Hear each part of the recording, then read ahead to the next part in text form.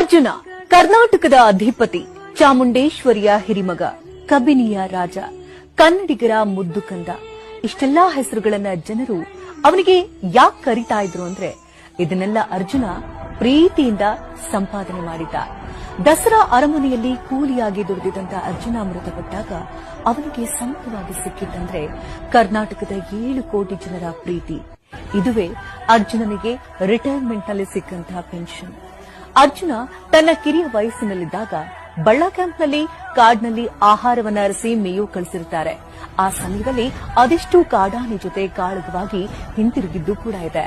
ಆತ ಎಂದಿಗೂ ಏಕಾಂಗಿಯಾಗಿ ಛಲ ಬಿಡದೆ, ಹಿಂದೆ ಸರಿಯದೆ, ತಾನಿದ್ದಂತಹ ಸ್ಥಳವನ್ನ ಬಿಟ್ಟು ಕದಲದೆ ಹೋರಾಡ್ತಾ ಇದ್ದಂತಹ ಮಹಾಪರಾಕ್ರಮಿ. ಅವನ ಬಗ್ಗೆ ಎಷ್ಟು ಹೇಳಿದ್ರು ಕಡಿಮೆನೆ. ಕೋಂಬಿಂಗ್ ಸ್ಪೆಷಲಿಸ್ಟ್ ಆಗಿ, ಕ್ಯಾಪ್ಟನ್ ಆಗಿ, ಅರಣ್ಯ ಇಲಾಖೆಯಲ್ಲಿ ಕರುನಾಡಿಗೆ ಅವನು ಸಲ್ಲಿಸಿದಂತಹ ಸೇವೆ